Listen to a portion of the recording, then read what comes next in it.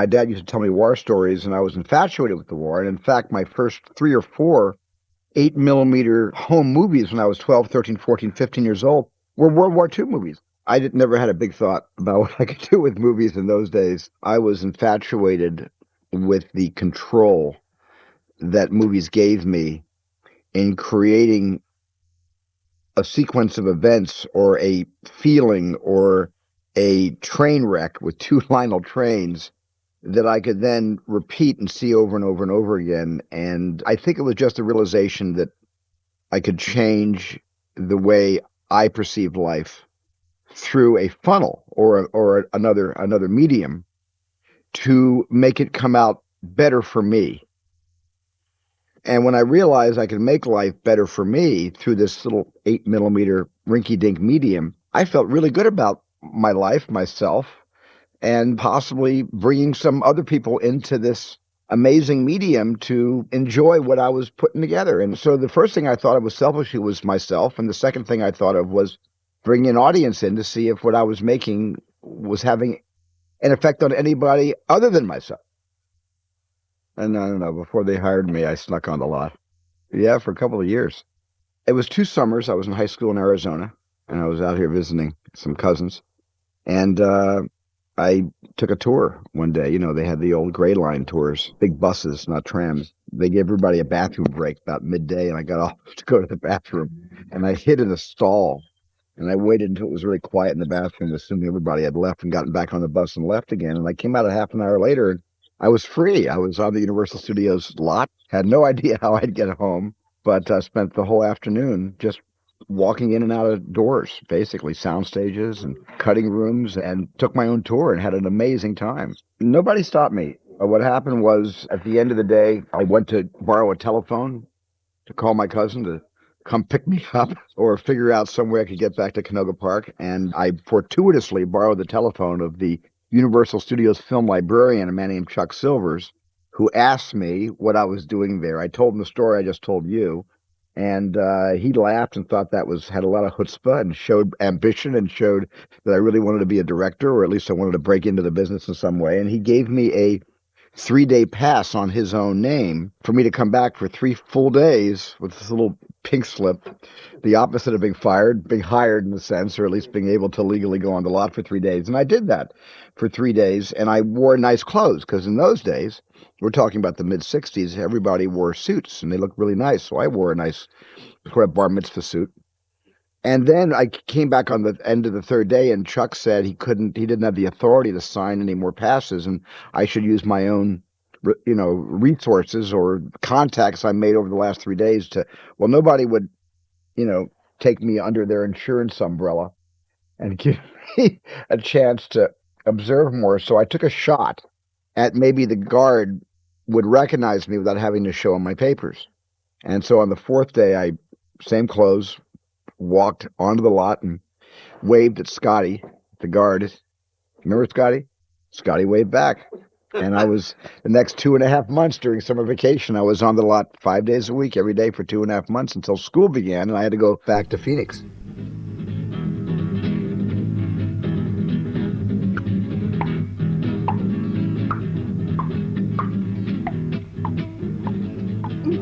I wrote a little script in college called Amblin about 2 kids hitchhiking from the desert to the sea, and it was a little tone poem that wasn't meant to be anything other than a love story. And it's the film that Sid Sheinberg got me into his office and offered me a 7-year term contract to direct television at Universal, and that's why I dropped out of college at the end of my sophomore year.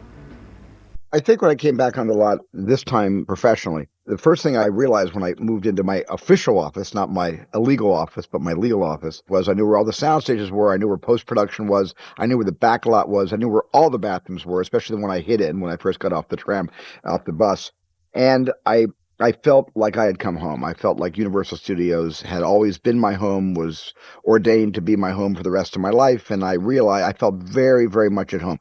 This felt more familiar to me than the house I grew up in. That's a horrible, heinous thing to say. I love my mom and my dad and my 3 younger sisters, but this is where I felt I belonged. The fact I was doing TV, which for me was going to be kind of a USC postgraduate program on the way to making feature films. That's how I regarded television. It was a learning process. I had never directed anything professionally.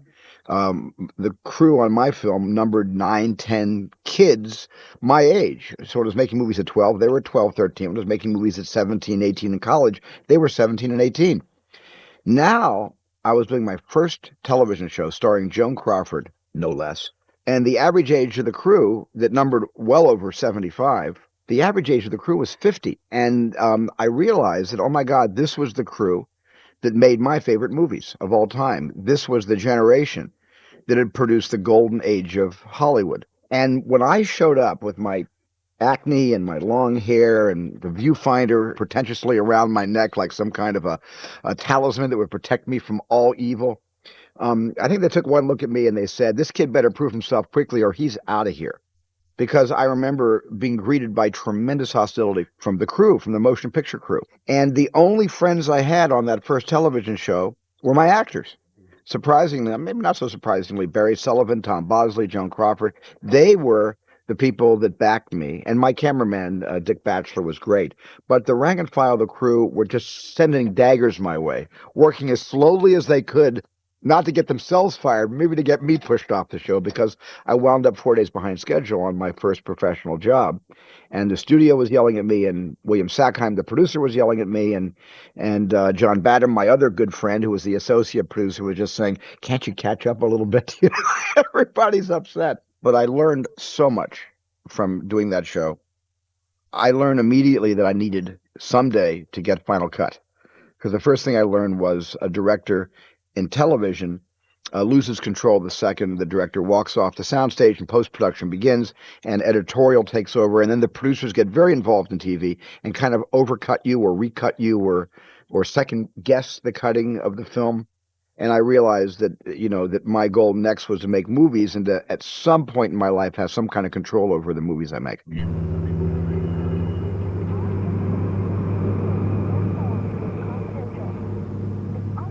My secretary, Nona Tyson, had read in Playboy magazine the Richard Matheson short story, and she brought it to my attention.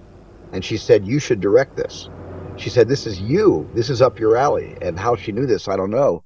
But I read it, and I really grew infatuated with the short story, and I went to the producer I discovered was George Eckstein, and I lobbied for it very, very hard. And I had just finished directing the first Columbo of the series, and it turned out really, really well. I was really proud of it. And so I showed George my rough cut on the Columbo, which hadn't aired yet, and George liked it also. And then George represented me to the network, to ABC, and I believe he went to Barry Diller, who was head of ABC in those days, and he lobbied my name to Barry, and Barry approved me. And so I got this amazing gig. So I had the thing kind of orchestrated in my head, but I have to tell you that Richard Matheson, who wrote the short story and the screenplay, had laid out this amazing story. You can imagine there was very little dialogue in this, and it was all prose. And I get a lot of credit for figuring out how to make Duel a very suspenseful Hitchcockian story. But Matheson's script was already Hitchcockian and suspenseful. And I think that was the first time I realized, hey, if I have a good script and I'm a good director, I can make a pretty terrific movie. I'm sorry about this, Captain. I had no idea they were 96s. What you talking? 32, 96. You trying to call me out? No, sir. It is merely a verbal shorthand. 1032 was a man with a gun. 1096 is your mental subject. How you work this thing? When you wish to talk, press the button. We ain't no mental subjects. I done some dumb things, but I ain't a goddamn mental subject. There were two different points of view in the Sugar Land Express. The first point of view was you're a captured audience inside the car, learning who these people are and the fact that this is an errand of mercy. But then you're the cops' point of view, and they're just fugitives that have one of their uniformed own at gunpoint hijacked in the middle of Texas, a state that doesn't cotton to hijackers. 99, 90, 91, 94, 94. And then you had America's vision of their message that they were at least putting out there, that this was an errand of mercy, and America and the media turned them into folk heroes.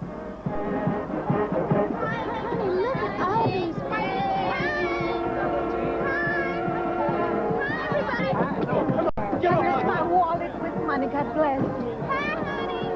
Get off. it did not escape me that Billy Wilder had made one of my favorite movies of all time that I had ever seen, which was Ace in the Hole. And that really affected me. And the whole, I guess, carnival atmosphere of a tragic situation and the capitalization of that and the sensationalizing of that.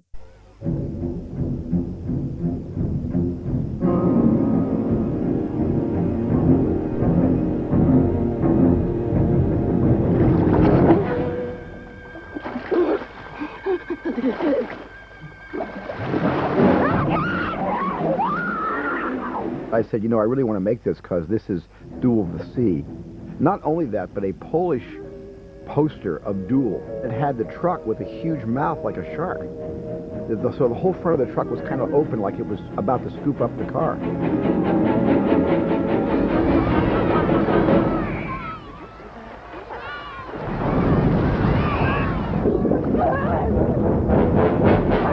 We were called out to see the first shark test. The first time the shark was going to be in the water and was going to, perform, like Esther Williams. And so Dick Zanuck and David Brown and I were in a small support boat. It was like a Boston whaler. And the shark came out of the water beautifully. I mean, it was supposed to breach and head first and explosion of water. And it did that. It came right out perfectly. And then the head kind of went back down like a submarine. And then there was an explosion of bubbles. And then the tail came up in the other direction, tail first. And then the tail sort of fell over that way. There was another explosion of bubbles. Then it was eerily quiet. And we actually were witnessing the shark sinking to the bottom of the ocean. That's when I realized, okay, plan B. Now, I never planned for a plan B. But that Monday, I suddenly had to improvise a plan B, which was basically to make the film as scary as I possibly could by suggesting the shark without having to show the shark. And that became my motif for the rest of the picture. Johnny, take my word for it. Don't look back. Swim, Johnny. Swim. Had there been any evidence of the shark, even on the scene where the pier is pulled out and comes back again and chases the swimmer back in, the fisherman, I promise you the audience wouldn't have leapt 3 feet out of their seats and thrown their popcorn into the air when the shark came out when Roy Scheider was chumming. You wouldn't have had that shock had the shark been used too often and too clearly before that. Slow ahead. I can go slow ahead. Come on down and chum some of this shit. The shark not working when we needed it to work probably added $175 million to the box office. Kill it, boys. Kill it! Now! Shoot! Yeah, everybody told me not to shoot on water. I mean, everybody said don't do it. Sid Sheinberg even said, why don't you build a tank on the back lot? We'll pay for it. And I said, no, I want to go out and I want to battle the elements. And I want people to think this is really happening. That shark is really in the ocean. I want a real ocean. It was something that I will never forget.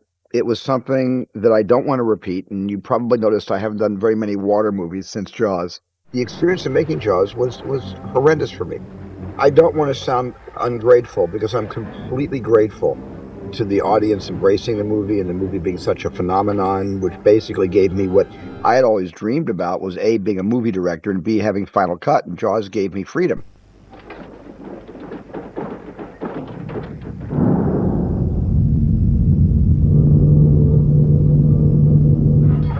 Here's the message.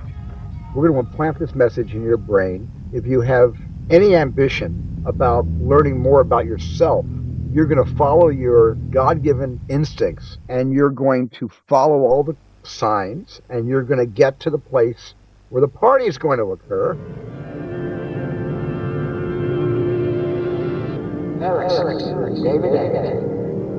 All I was interested in was Einstein's theory of relativity and space-time continuums, and I just love the idea that if they were truly taken off our planet, they could come back the same age as when they were hijacked in the 1920s or 30s or 40s. But I didn't have any backstory or I didn't have any other motivation other than it was really cool to have the people from Flight 19. I thought, wouldn't it be interesting if they came back at the end and then a whole new group of astronauts go off with them.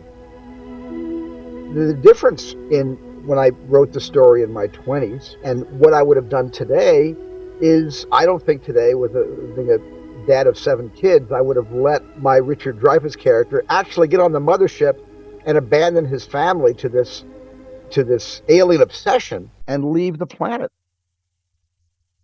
I'm not sure I would have done that today, but in my 20s, it was something that was absolutely would have been my choice. Get me on that mothership. I'm curious. I want to explore along with these guys.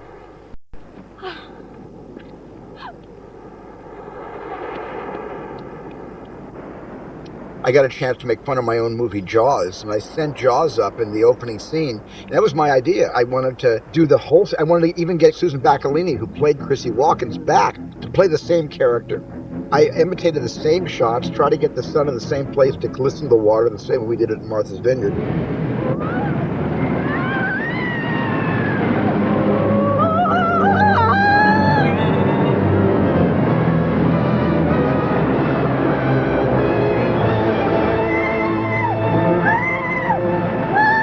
And when we previewed the film in Dallas, Texas, it was received by the audience. 800 people couldn't stop laughing. And I thought, oh my God, I have a comedy hit. And for the first time in my life, a comedy set piece actually worked and the audience couldn't stop laughing. The second that scene was over and the actual movie began, there were about 4 laughs in the next 2 hours, and that was it. And I think what killed the comedy was the amount of destruction and the sheer noise level.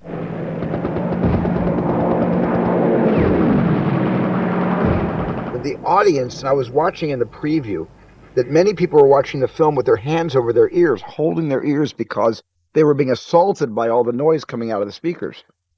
And I think it's not that we dubbed it too loud. I just blew too much stuff up.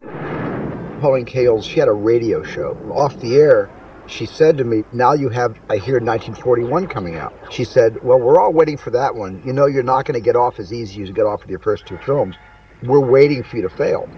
And in so many words, she pretty much just said to me, you know, we've got our knives sharpened because this better be the greatest thing anybody's ever made or you're going to go down in flames.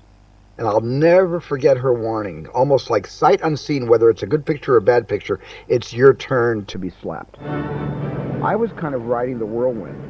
And when I did 1941, I have to tell you, I felt like I was made of Teflon. I felt that anything I put on film was going to succeed. I felt invincible. And I think, in a sense, at that point in my life, the best thing that could have happened to me was the drubbing that 1941 got both from the critics and the public. And I tell you something, I sobered up so quickly after that was over.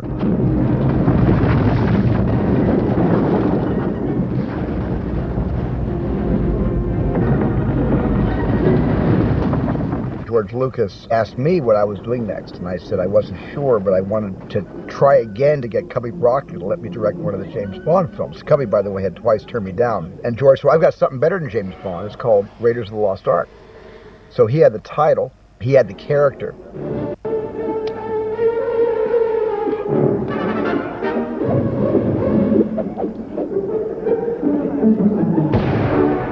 George had the idea that they were going after an antiquity called the Lost Ark of the Covenant, which I knew a little bit about. I should have known a lot more about it because I'm Jewish and George isn't. But George knew a lot of the history of when it went missing, and I knew a little bit of what it was about, what the mythology was about it. I did the Raiders movie because it was fun to do. And it was also came at a good time because 1941 had just gone down in flames, and I went from the disaster of 1941 to my first day of shooting in La Rochelle, France, on Raiders of the Lost Ark. So in a sense, Raiders sort of rescued me from, you know, getting self-involved with, oh dear, the movie's going to be a big failure and all the critics hate it.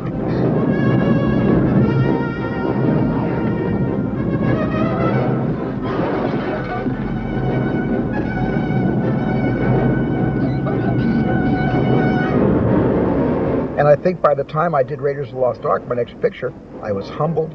Every single shot was storyboarded. I was 14 days under schedule.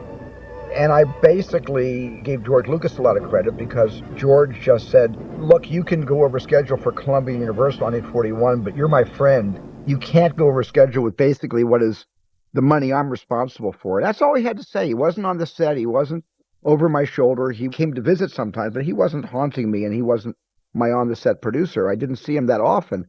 But when I saw him, he would always nudge me about the schedule and homework and be prepared. And I think Raiders of the Lost Ark was probably the most prepared I've ever been in my career to direct a movie, and it paid off.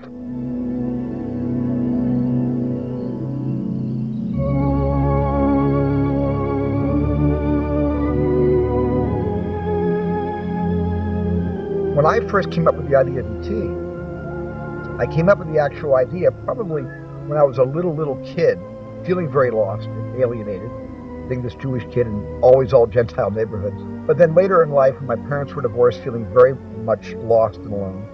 And I remember on the set of Close Encounters, when I had Richard Dreyfuss and E.T. returning to the mothership, where it gets swallowed up into the light. And I had this kind of amazing epiphany at that moment while the cameras were rolling. And I thought, I wonder if I should change the ending of this movie. Not another movie, but Close Encounters. What if E.T. is an foreign exchange student?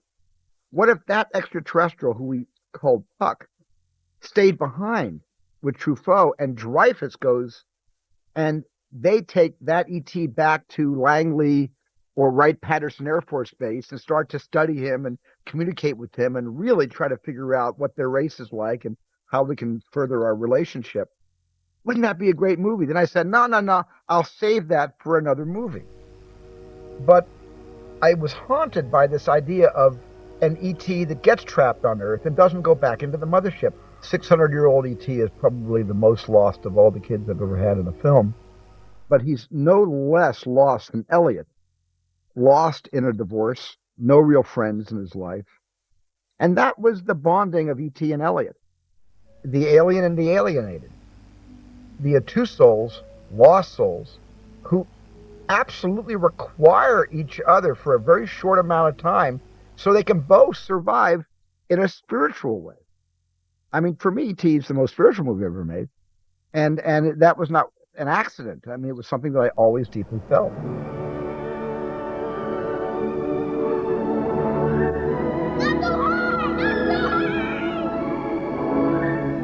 John Williams has made the most remarkable contribution to all of my movies, and they reach the heart universally. In every country, on every continent of the planet, John Williams speaks to people, and John rewrites my movies musically. And I think with E.T., especially at the end, ILM and I can make those bicycles lift off and get off the ground. We can do that. But John Williams is the only one who can make them truly airborne. And I think the last 15 minutes of E.T. is as close to an opera because of John Williams' contributions to that movie than anything I've ever done before in my life.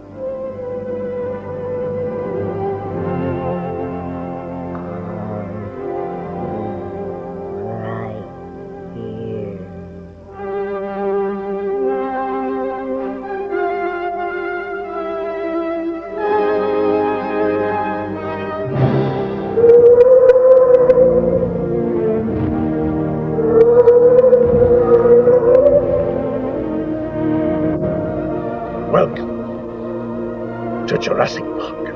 I'd want to make a dinosaur picture all my life because I'm a huge fan of Ray Harryhausen, but I could never find a realistic way to do dinosaurs until Michael Crichton figured out a science that would make it almost allowable, which is, hey, if a mosquito bites a dinosaur 150 million years ago, it gets trapped in amber and is preserved in amber, and you extract the DNA from the blood inside the mosquito of the Tyrannosaurus Rex, can we not bring back the T-Rex?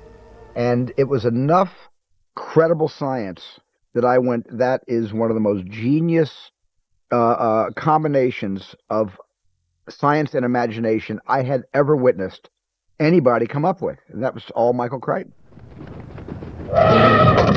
When you have something which is so unfamiliar to us in our time, which is a Tyrannosaurus Rex, it's 34 feet standing upright, something that menacing, it's not as interesting for me to have people running through a jungle being menaced by a T-Rex, because the people are in a prehistoric terra firma, and they're sort of in the territory of where the dinosaurs, when the dinosaurs ruled the earth, and we're on their land now. But it's much more interesting for an audience, I think, to put a T-Rex next to a modern car, or put raptors inside a modern industrial kitchen, or inside a laboratory with computers everywhere. Things that we today are familiar with.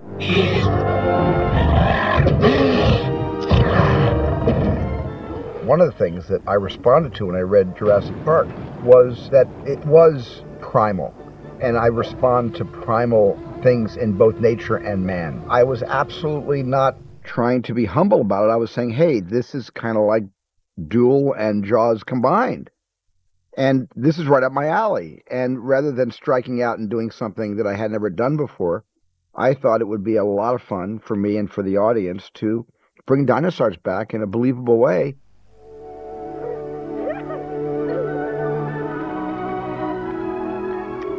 I think of all my movies, The Color Purple was my first grown-up film. A movie like that, it doesn't go better with popcorn. Every movie I made before that, the film goes better with the smell of popcorn. And Color Purple didn't. It was all about the characters, all about the humanity, all about the conflicts between the husbands and the wives, although you wouldn't even want to call them wives based on the way they were treated. Look at you. You're black, you're poor, you're ugly, you're a woman, you're nothing at all. Till you do right by me, everything you even think about gonna fail. And I don't think I could have made either Empire of the Sun or Schindler's List without the first big, for me, stepping stone of Color Purple. I think the idealization in Empire of the Sun is the freedom of flight, is the idea of being airborne, being free of the earth. The book made selections of what a child grabs onto with his eyes compared to what an adult chooses to look at. A child might find fascinating the tail section of a downed B-29 that just crashed near the Japanese prisoner of war camp. A little boy might look at that tail and think that was a really interesting image, where adults might just be looking around for where are the potatoes coming from for our next meal. The book was filled with visual references, and that's the thing that I really responded to. Being able to tell this story through the eyes of a child and to show the child losing all that, because it's about the death of childhood. This story is probably quintessentially more about the death of childhood than anything I've made before or after.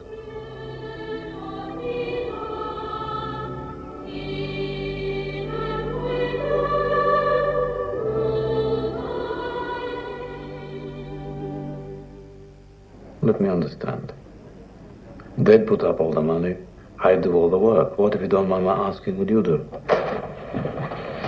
I'd make sure it's known the company's in business. I'd see that it had a certain panache. That's what I'm good at, not the work, not the work. The presentation. Schindler's Rosebud, and even though Rosebud turned out to be a sled, Schindler's even more mysterious than Rosebud. I've never had a survivor say categorically, he planned to save the Jews from the first day. I've had many survivors say he planned to make a lot of money off of all of us and off the Nazi party from the first day, and then something happened that changed him, but we can't tell you what day it happened on. And in that sense, he's an enigma. As a Sudetenlander, he was still a member of the Nazi party, less of a Nazi in his heart, and much more of, well, I can't make money from the Nazis unless I wear the little swastika on my lapel as a lapel pin. So he did a lot of things to ingratiate himself and to profit from World War II and from what was happening. At the same time, he had a moral conscience, and he knew about the Holocaust. He knew what was happening to not just his workers, but other workers for other factory managers. Oskar Schindler witnessed with his girlfriend secretary, he witnessed the liquidation of the Krakow ghetto. He was horseback riding. He heard all the noise. He heard all the vehicles. What the audience sees, looking down from his point of view, is what Schindler saw 56 or so years ago from the time we shot the sequence. He watched for a long time before turning around. He saw the little girl in red, and he wondered why didn't the Nazis, who were rounding up and shooting anybody who resisted, why the most obvious person wearing the loudest coat, the coat that was crying out to be captured and put into a truck, why the Nazis were gathering everybody else but this little bright red spot moving down the street. I did it in color or at least I did the coat and color, for another reason, which was that the Holocaust was known about. You had Ben Hecht and Roosevelt and Eisenhower, and Churchill knew that the Holocaust was taking place. It was as obvious as a little girl wearing a red coat walking down the street. But I thought that if there was any turning point at all, it was his observation of the liquidation of the Krakow ghetto from horseback. And that moment, followed by the moment where he's in an empty factory, looking out the window where his workers once were, making him a lot of money. I go to work the other day. Nobody's there. Nobody tells me about this. I have to find out. I have to go in. Everybody's gone. No. No. They're not gone. They're here. They're mine. And the next scene, he pays Armand Get a visit and screams at him for taking all his workers and putting them in his forced labor camp. So you could feel the moral ambiguity occurring in this portion of Schindler's List, but all of a sudden, any moral sympathy you may have for Schindler because of what he witnessed at Krakow is erased when he seems to be saying, I'm losing money because of you, I want my workers back, let's make a deal.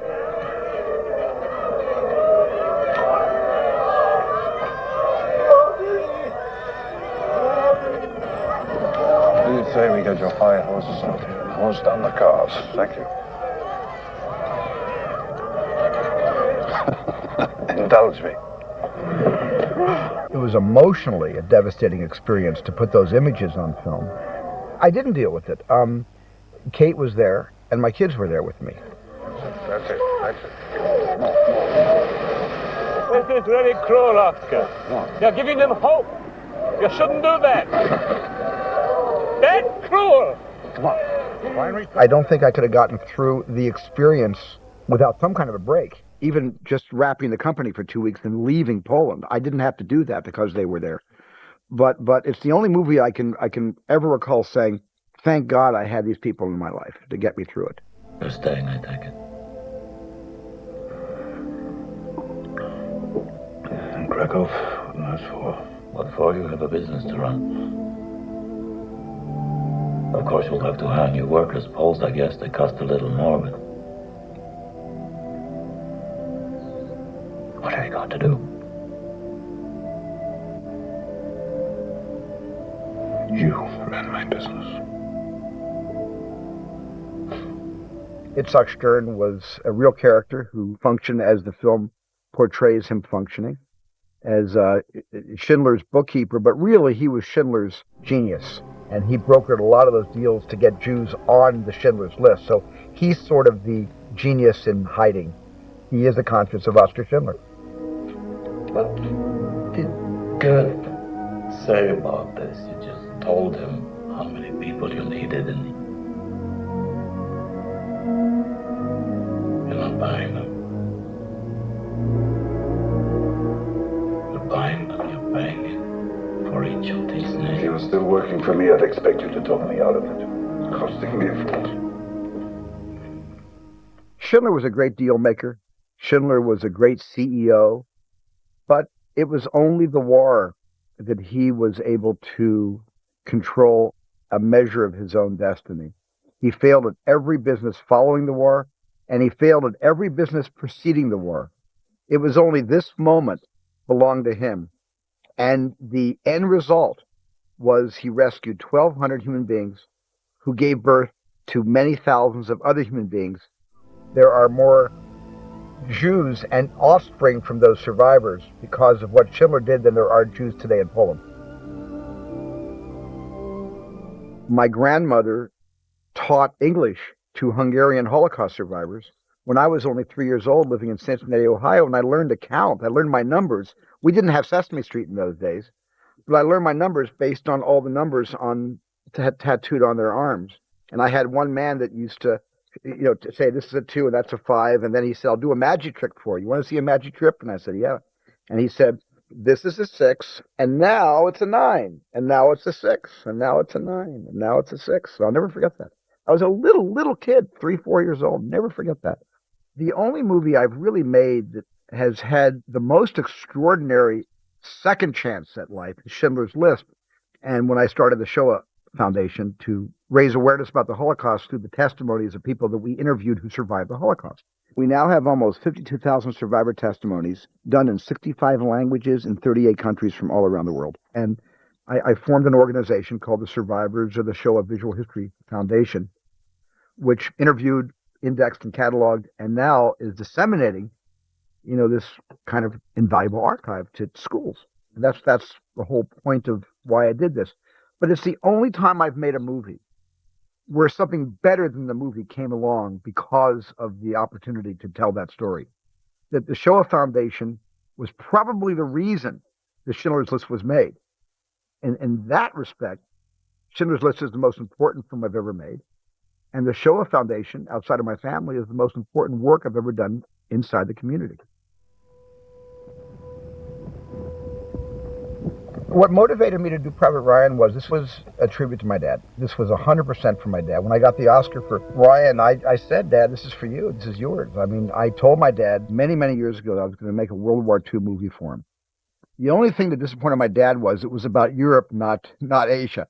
And my dad said, but Steve, you didn't tell my story. What about the 490th Bomb Squadron, What about those who flew the hump, my friends who were lost flying the hump? I said, no, Dad, you're right. I didn't tell that story, but this is for your generation. I remember having the first industry screening of Raiders of the Lost Ark. And I had 2 director friends of mine who I really respect saying, wow, the greatest sequence of this movie is the first 15 minutes for that rolling ball and the spiders on the guy's back. And I kept thinking, oh my God, I topped myself in Raiders and the movie never recovered. And I felt I was about to do the same thing when I shot Saving Private Ryan. I didn't quite know what that opening sequence was going to be because I shot the whole movie in continuity. And I also certainly shot the whole first sequence in continuity. The first shot of the movie is Tom Hanks' hand shaking his canteen to his face, reveal his captain's bar, and show it's Tom Hanks and pull the camera back in the Higgins boat. That was the first shot of the movie. And I went right through to the end of the picture in continuity, which meant that I was making up the entire opening attack of Omaha Beach, the landings.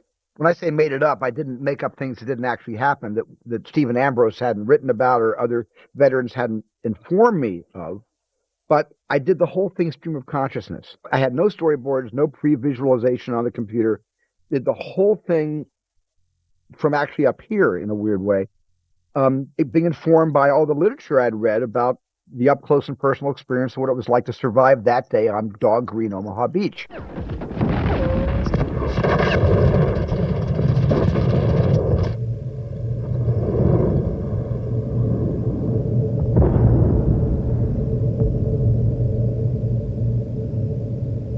So I didn't know it was going to take 4 weeks to shoot 26 minutes of movie. I didn't know it was going to take 24 days, 6-day weeks in Ireland. And when people came over to me and said, are we going to be done next week? I'd say, I don't know, because I've just gotten to the seawall. I haven't even gotten up to the Vierville Draw yet. Ask me when I'm halfway up the Vierville Draw where we're going to be. I don't know. I couldn't give anybody an answer, because the whole thing was being improvised in a very safe, rational, controlled way, but improvised nonetheless. And I think if anything gave that scene its impact, its first-person, in-your-face impact, it was because I didn't know what was going to happen next, just like real combat. Jesus! Come on. Lucky bastard. All right. This particular movie, we felt like we were making a contribution. We were actually thinking, without patting ourselves on the back, that this movie was going to come out. And I thought nobody would go to see this picture. They might see a few people go the first weekend because Tom Hanks is the star, but they're going to be so turned off by the violence, they're not going to come back the second weekend. And I thought this would be a one-weekend wonder, but I thought the film was going to add something to inform audiences what soldiers have to really go through when they're in the hellfire of combat.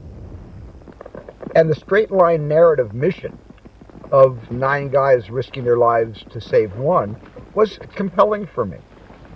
Private Ryan is based on a series of actual brothers who were lost in World War II. The most famous, of course, being the Sullivan brothers. But then there was the Nyland brothers, who were the kind of role models for the story of Private Ryan. And these are brothers that were lost in Normandy, lost overseas in the Pacific Theater of Operation, and who High Command determined they needed to actually send the surviving Nyland back home so he wouldn't, like the Sullivans, become a casualty and totally wipe out the Nyland family. Juden. Juden. Keep moving. Keep moving. Juden. I'm Juden, you know? Juden. I really enjoyed making the movie, and I was guilty about the enjoyment because it was bloody, and it was maybe the most violent picture I've ever made.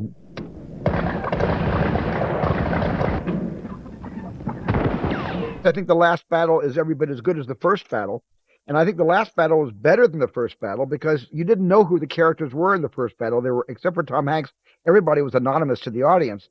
In the last battle, you've invested 2 hours and 33 minutes of your time in this squad, and you lost some of your favorite characters, and now the battle was emotional and was personal on the part of the audience, you see.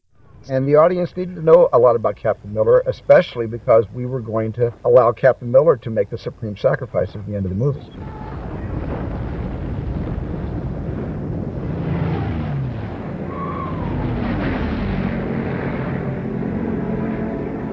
They're tank busters, sir. P-51s. Angels on our shoulder.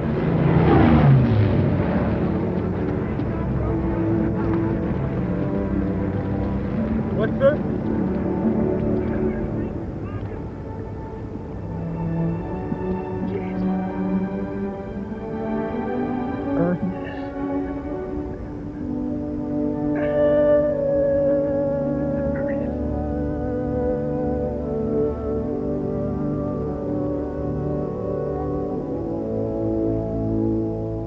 It's honoring all the dads who were part of the Greatest Generation by having an old man going to the American Cemetery in Normandy and visiting that actual site. Every time I go, I cry.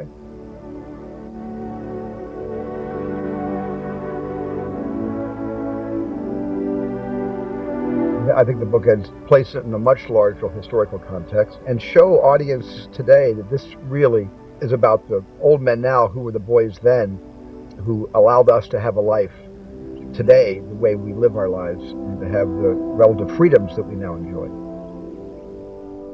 If I had to do it all over again, I'd do it the very, very same way because I did that for the veterans. Matter of fact, it's the veterans who love the bookends because it puts it in a contemporary context.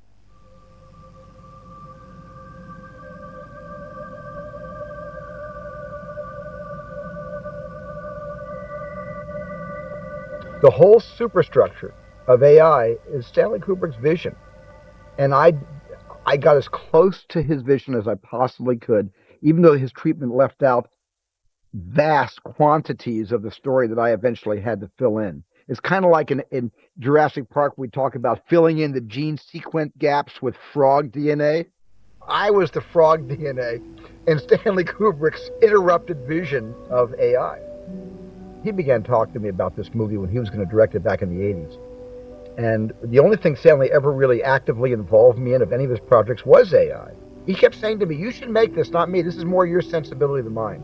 Every single beat that I put in my version of Stanley's story was first in Stanley's 95-page treatment, almost in detail.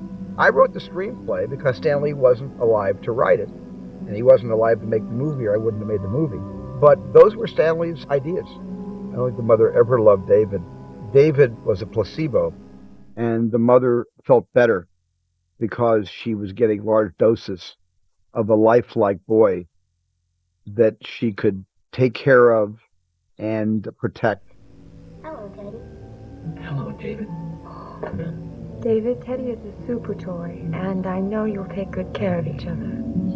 I am not a toy. Stanley intended Teddy to be Jiminy Cricket, to be let your conscience be your guide. And Jiminy Cricket was always warning David of all the dangers of the human world. You will break. Martin, you're provoking him, okay? Stop. Stop it, David. Stop it. Stop it! Stop it! Stop it now! Stop it! David, stop it!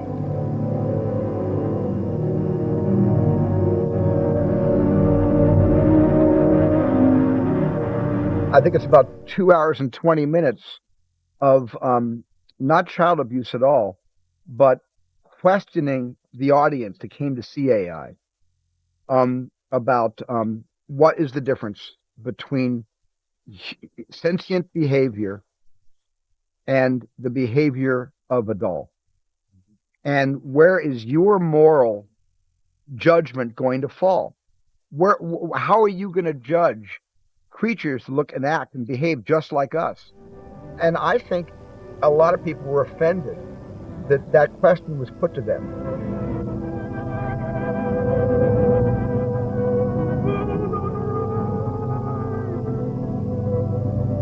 However, if all the mecha looked like panda bears and fluffy, puffy giraffes, or looked like C-3PO, there would never be a question that we would ever grow fearful and therefore hateful of them.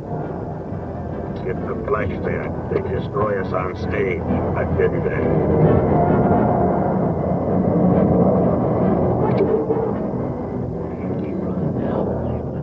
I found when I looked at Stanley's 2000 storyboards, on the unscripted part of that treatment he did, which was the flesh fair, where David is abandoned by his mother and has to fend for himself, meets Gigolo Joe, and starts having a series of very dark Alice in Wonderland, Into the Looking Glass type adventures. Stanley Kubrick detailed the flesh fair. It looked like a concentration camp. It looked like a death camp, with all the subhuman mechas being utterly destroyed by the bushel line, by a very terrified human race that was so afraid of losing their identities and losing their jobs, first and foremost, to a race of serving men and women that they just delighted in the inventiveness of decapitation, chainsaw massacring, draw and quartering, all of these poor, helpless mechas. And Stanley's storyboards did not disguise the fact that this all looked like a kind of 24th century Holocaust.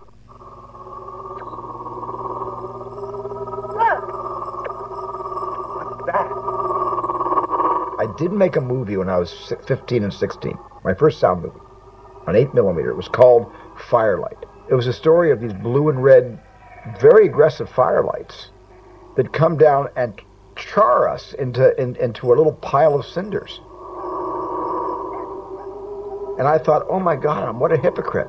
I've been making these movies declaring that I'm kind of like the ambassador of goodwill between them and us, and I started out my whole life making a movie about aggressive aliens. Debbie, it's the firelight. Get down. Tony, what's it going to do? Be quiet. Tony, take me home. Get it away. Debbie, it's attracted to noise. Be quiet. Tony, I'm scared.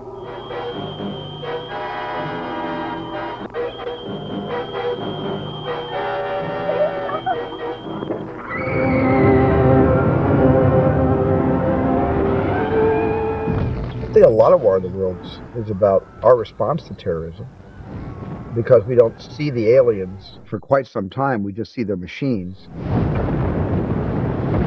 Get out! Get out! Get out! Get down! They're the terrorists! Just get out! Get down! Get down! I kind of made that shut up. We were on the last day of shooting, and I kept looking at the bridge thinking, wouldn't it be really cool if the aliens took out the bridge and turned it over to Pablo and Dennis Murin at ILM, and they took the bridge out through the magic of digital photography. War of the Worlds preyed on our fears and vulnerabilities. The idea of terrorism, which is still pretty foreign and alien to the American psyche of feeling protected because of the Stars and Stripes and the fact that our country, before 9/11, was never directly and physically attacked. I just made the train up one day. I was pre-visiting the whole movie, and I thought, hey, what if they get to the ferry and the gates come down and the people kind of stop because the gate's coming down and a train goes through, but it's a runaway train to be immolated.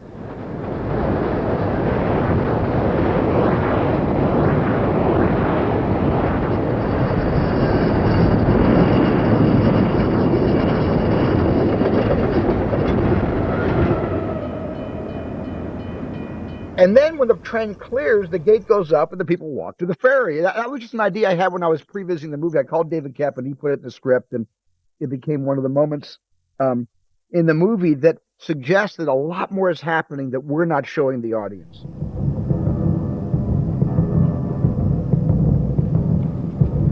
In September of 1972, during the Munich Olympics, the Popular Front for the Liberation of Palestine organized a team to go into the Olympic Village to take as hostages as many of the Israeli team as they could get their hands on. The rest is tragic history. And Israel responded by sending their own team into the field looking for the architects of the Munich murders. I never imagined Munich as an act in my career. I never saw it as that. I also didn't see it as an aberration in all the films I've made. I kind of saw it as a story that I felt needed to be told. I saw it as a film that would try to stir up a discussion that was off the table and not being discussed over the last 10 years. We have 11 Palestinian names. Each had a hand in planning Munich. You're going to kill them, 11 men, one by one. They're all in Europe now. You'll stay there as long as it takes. Europe only, not the Arab countries. It's for us, not you. Not Eastern Bloc. Don't upset the Russians. Who needs it? It satisfied and needed me to talk about something that was important to me as a Jew, as a huge supporter of Israel, and as a supporter of the peace process between the Palestinians and the Israelis, who I do believe can share the real estate and can live in peaceful coexistence.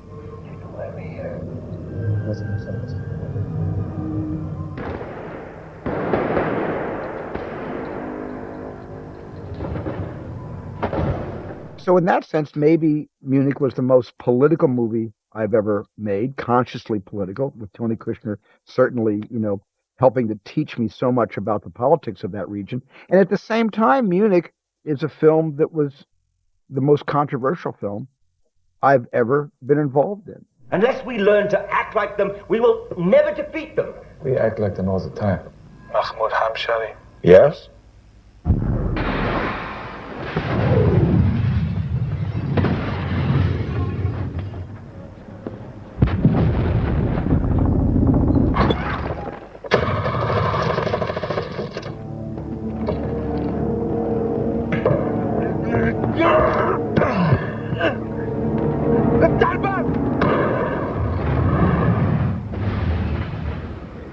Tony Kushner and I often, when we were making the movie, sat in our chairs waiting for the shot to be lit, talking about how people are going to have a real tough time understanding and reconciling what this film is reminding us of.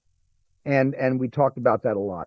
And Tony was the one, more than even me, had said, we're going to make a lot of noise with this movie, and it's not all going to be good. And I would say, is any of it going to be good? He said, maybe 10 years from now, but I think when this film comes out, it's going to be swift-boated. And I said, what do you mean by swift-boated? And Tony said, there's going to be an active attempt on the part of people who were or were not involved with the actual aftermath of the Munich murders to derail this in some way, to say that our real Avner, who consulted with us, is bogus. Jews don't do wrong because our enemies do wrong. We can't afford to be that decent anymore. I don't know that we ever were that decent. Suffering thousands of years of hatred doesn't make you decent. But we're supposed to be righteous. That's a beautiful thing. That's Jewish.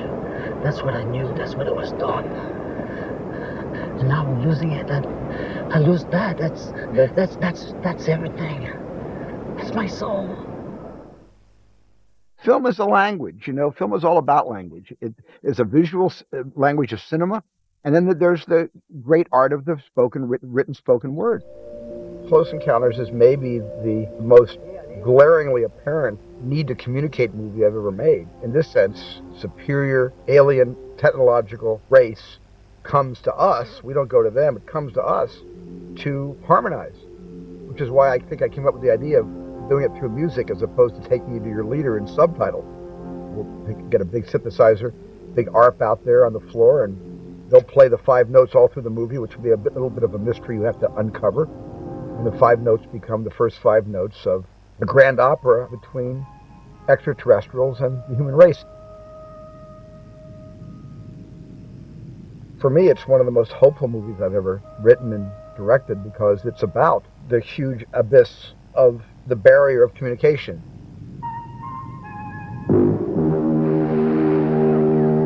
And I wasn't that fully knowledgeable politically, geopolitically back in 1976, 75 when I was writing Close Encounters.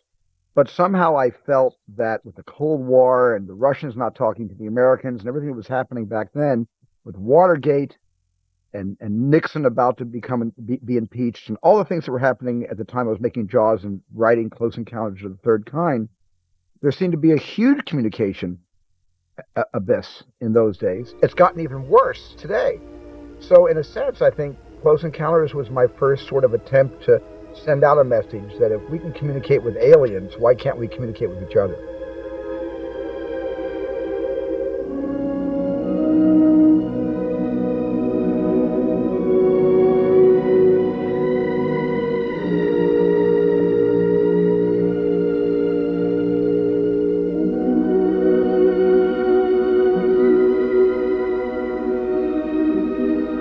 I find doing interviews in Europe very exciting, even more exciting than doing interviews in America in English, because I get a chance to think while the interpreter is telling the person what I just said in their language.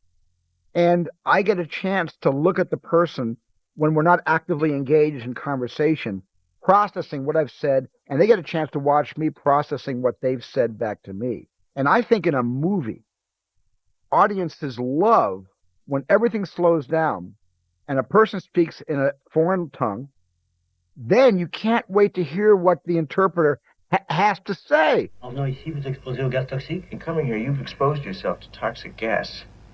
Well, I'm alive. We're talking. We're talking. Nous parlons. C'est vrai, Monsieur Nery. Well, this is true, Mr. Nery. Mais si les vents dominants avaient soufflé du sud au lieu du nord? Prevailing winds were blowing from the south instead of the north. Cette conversation n'aurait même pas lieu. This conversation would not be taking place. There's nothing wrong with the air. Qu'est-ce qui vous fait dire ça? What makes you say that? I just know. There's nothing wrong with it. Je sais. Go outside and make me a liar. For the moment the question is asked, there's that moment of suspense where we await the answer. It sets us up to receive an interesting answer or to be baffled by the answer. Monsieur Nery, please, one more question. N'avez-vous pas fait récemment une rencontre? Have you recently had a close encounter? Une rencontre plutôt inhabituelle? A close encounter with something very unusual. And it's that little moment of mystery. Who are you people? That the audience has these epiphanies that often go unheralded, but give the audience a chance to say, I'm part of the story. Thank you. You've included me in your story.